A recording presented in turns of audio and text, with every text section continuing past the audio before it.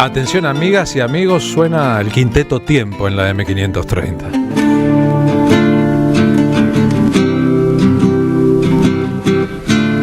Caminando y cantando una misma canción, porque a todos alienta la misma razón, porque hay solo una vida y un solo dolor, caminando y cantando la misma canción.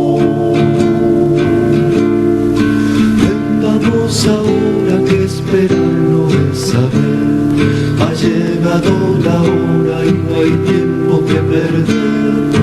Vengamos ahora que no hay tiempo que perder.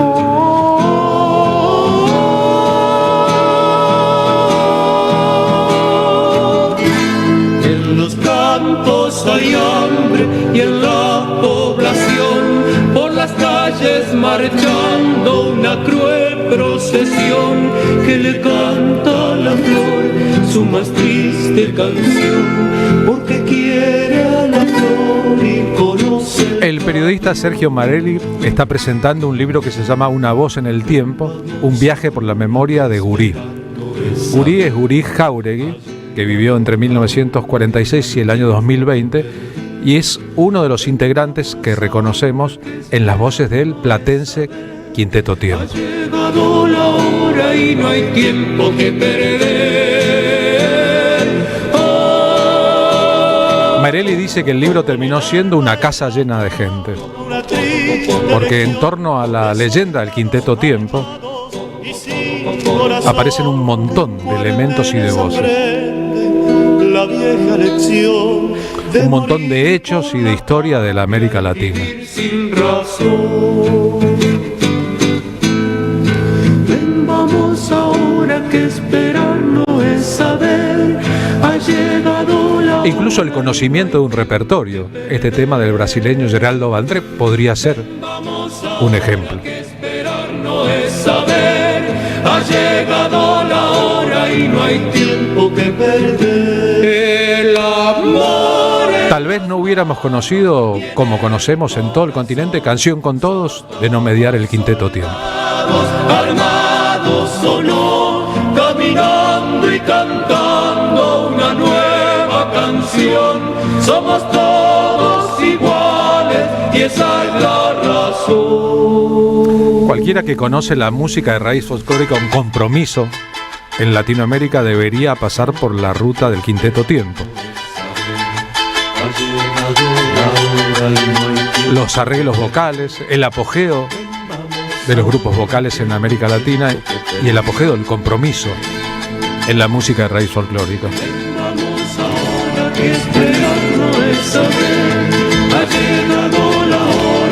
Y esos asuntos que nos dan vueltas y vueltas en el inconsciente colectivo, ¿es ahora? ¿Hay que esperar? ¿O estamos perdiendo el tiempo? Un libro, una casa en que aparecen Mercedes Sosa, Alfredo Citarrosa, Víctor Jara, León Gieco, el venezolano Ali Primera, Víctor Heredia, autor del prólogo. Ha llegado la hora y no hay tiempo que perder. Y muchas historias urgentes que se han perpetuado en el tiempo. Sergio Marelli, gracias por venir esta tarde a la radio. Buenas tardes y muchas gracias a ustedes por la invitación. Debe haber habido muchísimo trabajo detrás del libro, ¿no? Sí, mucho trabajo. Buena parte de ese trabajo lo hizo el propio Gurí, que había durante una etapa juntó una serie de apuntes y de recuerdos. Una noche en una pizzería de la calle Corrientes me contó de eso que estaba haciendo, de ese trabajo que había iniciado, que se lo había mostrado muy poca gente. Uno de ellos, Víctor Heredia, precisamente, quien se adelantó a hacerle un prólogo por la eventualidad de que esas anécdotas desembocaran en el libro. O sea, hizo un prólogo antes de que el libro existiera. Exactamente. De que cualquier libro existiera. Preprólogo. Se entusiasmó. Claro, para instarlo, a mí me parece a que hiciera precisamente ese libro. Pero el gurí estaba insatisfecho porque le parecía que eran apuntes dispersos, anécdotas desconectadas, y él quería darle una cierta unidad narrativa. Por eso me propuso la idea de llevar adelante el proyecto. Tuvimos muchas conversaciones telefónicas y establecimos que nos íbamos a reunir con cierta periodicidad para encauzar el libro. Pero claro, sobrevino la pandemia. Y él partió. Y él partió en octubre de ese año. Estamos mirando en el streaming de la radio algunas de las fotos del Quinteto Tiempo y su historia. La primera, la de recién, era Mercedes Sosa en los albores de su carrera pública, ¿no? Ahí la podemos poner de vuelta para mirarla con el autor del libro, con Sergio Marelli, que está aquí con nosotros, porque también expresa algo de la época y del momento, ¿no? Es que Mercedes fue una suerte de madrina del Quinteto Tiempo. Y el padrino sería Armando Tejada Gómez. Sin duda, porque la importancia que tuvo Armando tanto para el quinteto como en la vida personal del gurí fue decisiva. Desde aquella lejana vez en que en la Facultad de Bellas Artes el gurí escuchó por primera vez a Tejada en un espectáculo que hacía junto a Ramón Ayala, y que luego reencontraría en Cosquín, primero yendo de mochilero en un campamento, acercándose a saludar a Mercedes, a quien ya conocía el gurí, y quedando impactado con la figura de Tejada Gómez, ¿no? O sea, impactante si los hubo. Ahí tenemos al Quinteto Tiempo, una de las formaciones iniciales del Quinteto Tiempo, muy años 60, con Mercedes Sosa, ¿no? Claro. Recién iniciado el quinteto, yo te diría que cuando Jorge Cumbo hizo la prueba de voces en una casa de La Plata, salió esta formación que está en la foto. ¿Eso fue en 1962? Un poquito después, 1965. Es decir, cuando ya existía la proclama del movimiento del nuevo cancionero. 2 años después. En Mercedes Sosa, como figura central de las voces, podría leerse una intérprete principal de aquellos postulados. En el Quinteto Tiempo también, aunque con el paso del tiempo, vaya paradoja, mucha gente ni sepa hoy que existió el grupo, ¿no? Sí, y sin embargo fue un grupo, vos subrayaste, Canción con Todos. Canción con Todos precisamente nace en una quinta de Gonet, en la casa de uno de los integrantes del Quinteto Tiempo, Guillermo Masi. Perdón, ¿aquí quién canta? Piso en la región. Ahí tenemos a Eduardo Molina. El tenor es Eduardo Molina acá. Se habían juntado a comer un asado, y luego del asado, Tejada Gómez y César Cela, asistidos por una botella de Malbec, se fueron abajo de un árbol a terminar unos versos que había esbozado Tejada Gómez. Lo de Malbec me impresiona. ¿Estás seguro que era Malbec y no Cabernet? Puede ser, eso. ¿Viste cómo es la historiografía y los debates historiográficos? Pero una botella de tinto había seguro. No, eso seguro.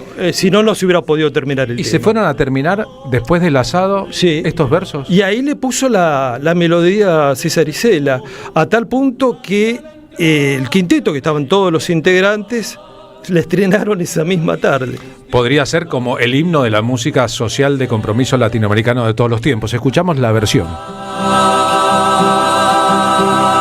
Todas las voces, todas las manos, toda la sangre puede ser canción en el viento. Canta conmigo, canta, hermano americano, libera tu esperanza con un grito en la voz. ¿Cuál fue la relación del Quinteto Tiempo con el grupo chileno Quilapayún? Fue una relación muy fuerte, pero que se acentuó en 1973, cuando Quilapayún invita al Quinteto Tiempo a participar de un festival de la canción política en Santiago de Chile. La primera actividad que tienen ahí es ir a cantar al Palacio de la Moneda y cantan un tema del Cuchi Leguizamón y César Perdiguero,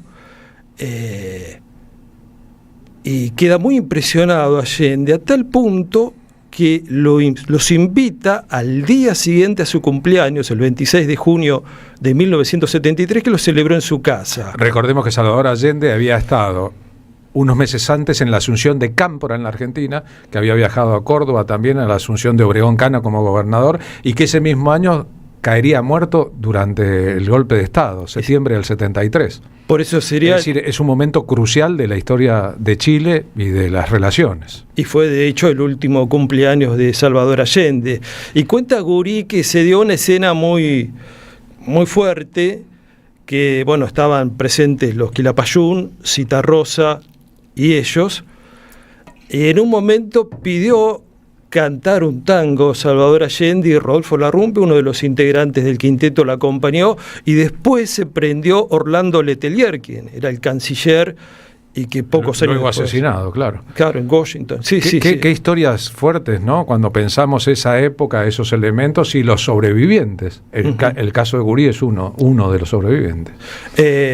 Y ahí, en esos días, precisamente el Gurí fue testigo del nacimiento de unas canciones más importantes del cancionero latinoamericano, que es el Adagio Mi País, porque de Alfredo Citarrosa. De Alfredo Citarrosa, porque el golpe de Estado en Uruguay sucede en esos días en que estaban ellos en Chile, y una mañana le pide Citarrosa que se acercaran los integrantes del quinteto a su habitación, que quería mostrarle algo, y era precisamente el Adagio Mi País, un tema que después el quinteto lo incluiría en su repertorio, ¿no? A veces cuando una persona sobrevive una era, también lo hace para ser portavoz y poder contar. En este caso vos estás contando lo que Jáuregui te contó a vos, claro. Nada más y nada menos, y nosotros nos estamos enterando al respecto. Y la relación, sigamos escuchando al quinteto Tiempo, con la política venezolana de entonces. Con la política latinoamericana en general, yo diría. Ellos tuvieron una muy fuerte inserción en Centroamérica y encontraron un amplísimo público que en cierto modo se lo deben al grupo Huarquemapu, que fueron invitados a hacer una gira en Centroamérica, a últimos momentos no pueden participar y ofrecen que en su reemplazo que vaya el quinteto Tiempo. El quinteto Huarquemapu había grabado aquí en la Argentina la cantata Montonera, hay que decirlo. Luego varios de sus integrantes, incluyendo la hermana mayor de Andrés Calamaro, vivieron para siempre en México, ¿no? Hay un montón de elementos ahí. Y ahí en Centroamérica hacen pie y alcanzan un conocimiento público que es asombroso. En Guatemala, en El Salvador, en Nicaragua, en Costa Rica, en Cuba. Y es más, buena parte de este trabajo fue recoger testimonios de todos los que estaban involucrados en las anécdotas que contaba el Gurí respecto a esos viajes. Respecto a esta canción, el pueblo unido jamás será vencido, una de las consignas de la campaña que llevó a Salvador Allende a ser presidente de Chile, después repetida en muchas escenas políticas, incluyendo la Argentina. De norte a sur se movilizará. Una vez en el 85, cuando Argentina jugó a las eliminatorias del Mundial, partido frente a Venezuela en San Cristóbal, acompañé a un jugador de fútbol, a Jorge Valdano, hoy muy famoso, a comprar unos discos que él quería llevarse a España, unos discos long plays. Uno era de Soledad Bravo y el otro era de Alí Primera. El quinteto Tiempo tuvo una relación muy fuerte con Alí Primera, que podemos decir, antes del chavismo, una de las voces más comprometidas de la historia de Venezuela. Bueno, es un cantor que de pronto volvió a cobrar vigencia a partir de Hugo Chávez, que lo consideraba una especie de cantor de cabecera del proceso de liberación venezolana. Y particularmente con el Gurí, con el quinteto en general, pero particularmente con el Gurí habían hecho una muy profunda amistad. traducida en innumerables conversaciones y reuniones y hasta algunas grabaciones que no llegaron a expresarse en disco, pero que tenían el proyecto de hacerlas. ¿Es puro ejercicio de nostalgia o es un ejercicio de justicia hablar del Quinteto Tiempo hoy? Yo creo que hacer memoria es hacer justicia. Y sin la memoria, sin apoyarte hondamente las raíces, es imposible crecer, ¿no?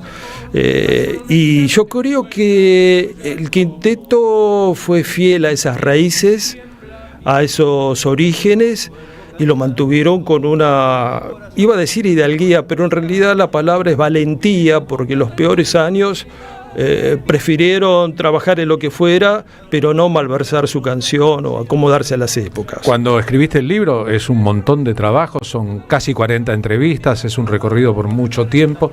Quiero contarles a las y los oyentes de la radio, a les oyentes de radio, ¿encontraste en la prensa gráfica, en los archivos, material suficiente o fue, como me parece a mí, un grupo excluido de cierto patrón central de comunicación? En la época del boom folclórico, digamos, en la segunda mitad de la década del 60, durante toda la década del 60 duró el boom, pero el quinteto nació a mediados de la década del 60.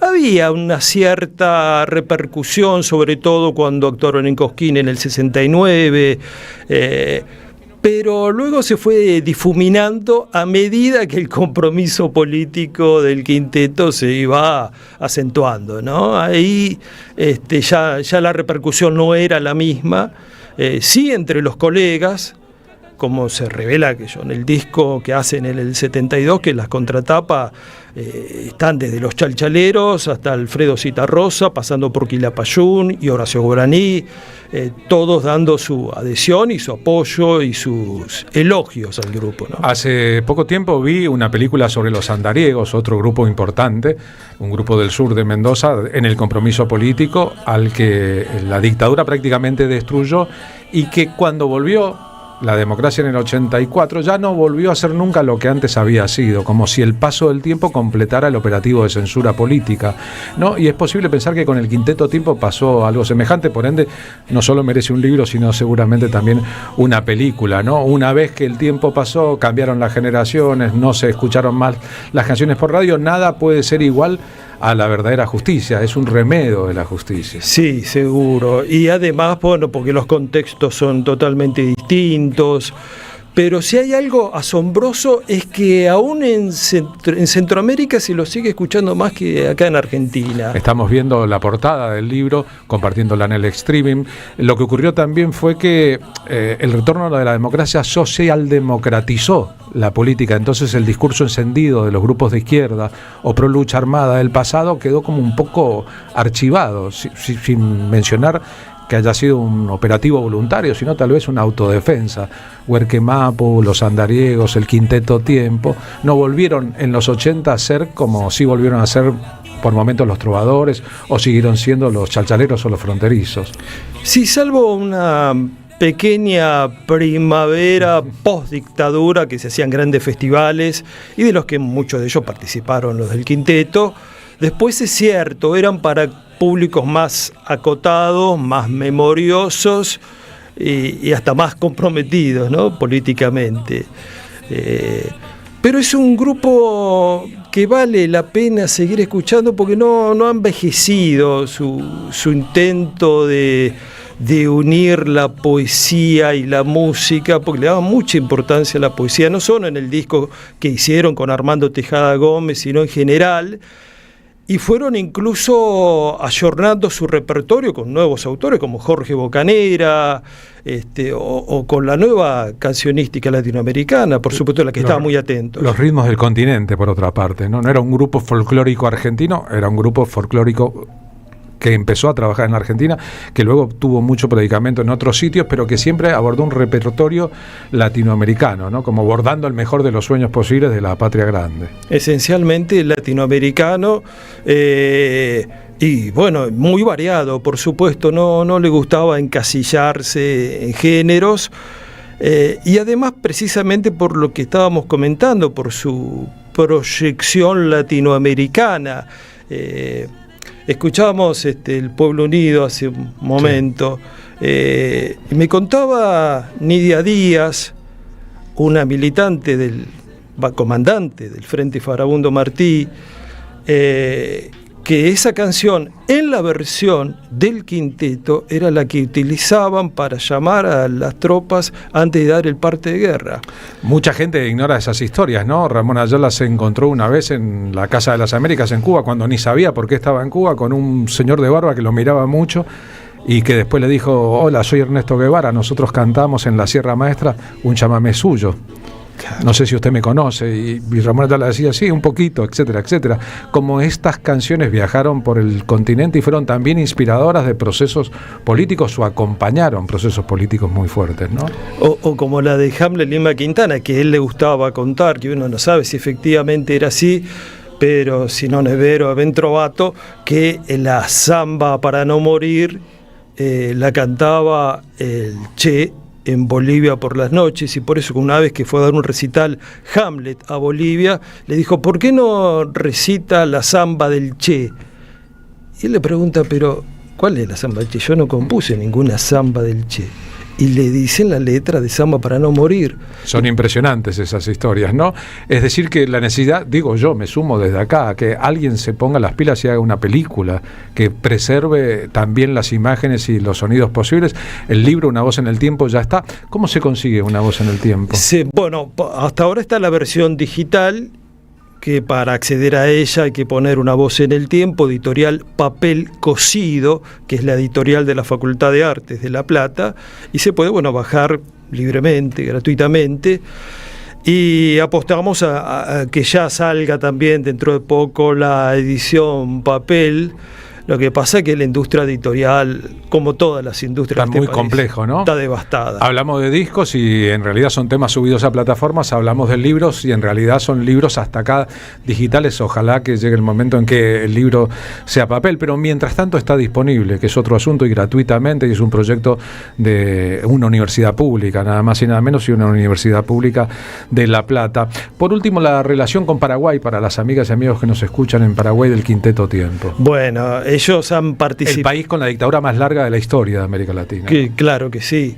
Ellos tenían una gran amistad con Elvio Romero, que es como lo llamó Rafael Alberti, el poeta nacional del Paraguay. Junto a Augusto Roa Bastos, el más importante de los escritores, solo que los dos pasaron una gran parte de su vida acá, en Buenos Aires. Sí. Y más, podríamos incluir como gran escritor paraguayo, en realidad, alguien que fue español, pero que vivió en Paraguay, Rafael Barret, sí, autor del Dolor Paraguayo, que es una obra maestra. Pero volviendo a tu pregunta, ellos participaron en el Festival de Ipacaraí, y les fue tan bien que permanentemente los convocaban para tocar, y ellos también a su vez se enamoraron de la música paraguaya, de esa dulzura, de esas raíces hondas que resuma todo el repertorio de la música popular paraguaya, que incorporaron varios temas a su hoja de ruta de canciones. Bien, les planteaba más temprano cómo sabemos las cosas. Esta es la versión, el tema 11 en nuestra lista del Quinteto Tiempo, del Soneto a Matilde, una obra de un tal Pablo Neruda. Muchos elementos modernos en el bajo eléctrico, en los teclados.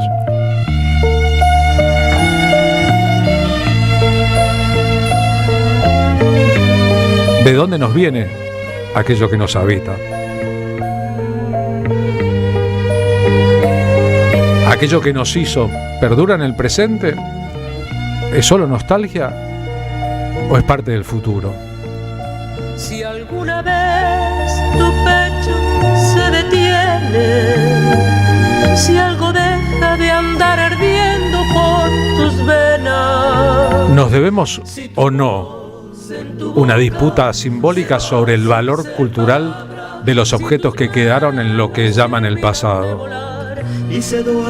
¿El pasado pasó o está pasando? Deja tus labios entreabiertos, porque ese último beso. Y mientras llueven las invasiones bárbaras, ¿en serio que nos vamos a quedar solamente con las invasiones bárbaras?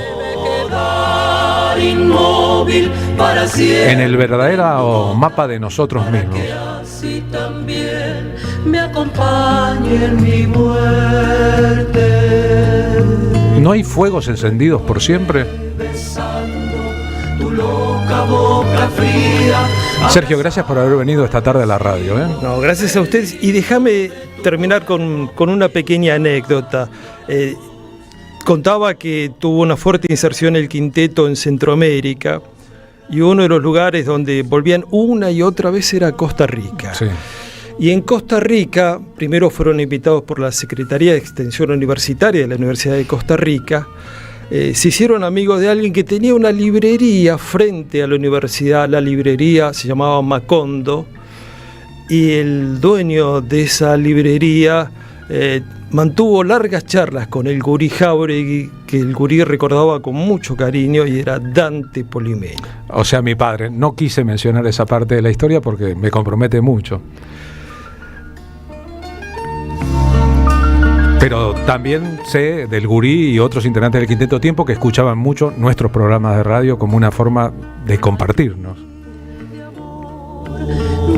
Así que estábamos hablando de nosotros, después de todo. Gracias de verdad por haber venido a la radio. No, muchas gracias a ustedes. Y por mencionar esta entre tantas historias. El Quinteto Tiempo, pasa el tiempo. Y algo nos pasa con el tiempo que pasa.